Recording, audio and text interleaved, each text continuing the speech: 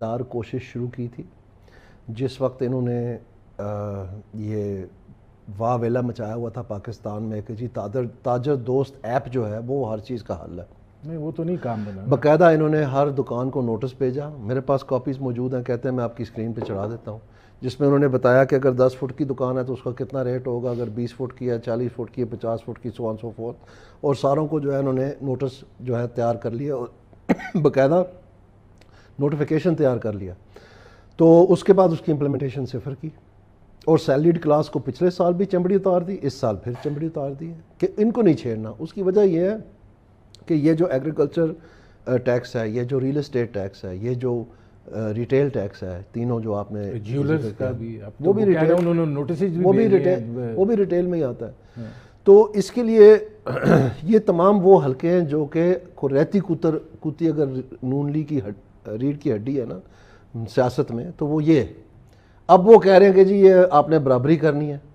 تو جو مطلب پہلے ہی ان کو, آپ کو پتہ ہی ہے کیا ہوا الیکشن میں, تو پہلے ہی وہ فارغ ہے مطلب ووٹوں کی جانب سے. اب جو رہتی کوتی کسر کہتے ہیں وہ ٹیکس لگا کے آپ نکالیں, کیسے نکالیں؟ تو اب یہ گونگلوں سے مٹی جھاڑ رہے ہیں. اور وہ حلقے جو کہ آپ سمجھ لیں کہ سیاسی طور پر ان کے ساتھ منسلک نہیں ہیں, ان کو ٹیکس ایک سزا کی شکل میں بڑھاتے چلے جا رہے ہیں, اور پاکستان سے لوگ بھاگ رہے ہیں, نکلتے جا رہے ہیں, اپنا بیچ باٹ کے نکل رہے ہیں کہ ٹھیک ہے ہم کہیں اور جا کے دبئی چلے جائیں گے, کینیڈا چلے جائیں گے, سعودیہ چلے جائیں گے, سنگاپور, کہیں چلے جائیں گے, جو ہم یہاں نہیں رہیں گے. تو لاکھوں کی تعداد میں.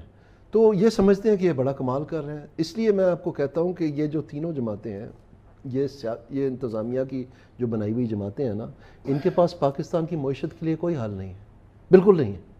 اگر ہوتا تو اب تک سامنے آ جاتا. یہ ہمیں ٹرک کی بتی کے پیچھے لگائے ہوئے ہیں کہ جی سیاسی استحکام آئے گا تو معاشی استحکام آئے گا.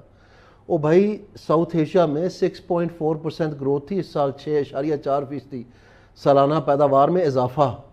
6.4, 5% پہ پاکستان صحت مند ہو جاتا ہے. ہم تو 2 سے نہیں آگے ٹاپ رہے. کون سے ملک ہیں؟ سری لنکا جہاں دیوالیہ آ گیا اور انقلاب بھی آیا.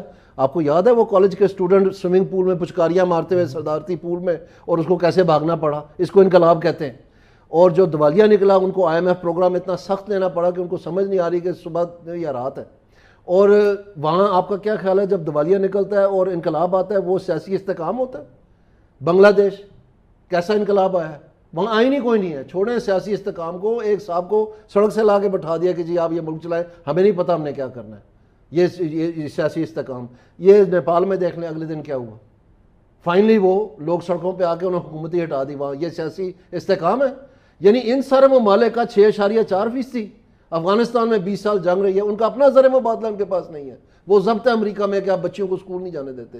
کوئی ملک نہیں وہاں, UN, یہ ورلڈ بینک, ADB وغیرہ کوئی ان کی مدد نہیں کر رہا ہے. وہاں کر ہی نہیں سکتے, ریکگنائز ہی نہیں کرتے. تو ان سارے ممالک کا 6.4%, اور ہم ماشاءاللہ ایٹمی طاقت بنے ہوئے, ہمارا 2% سے آگے نہیں جا رہا.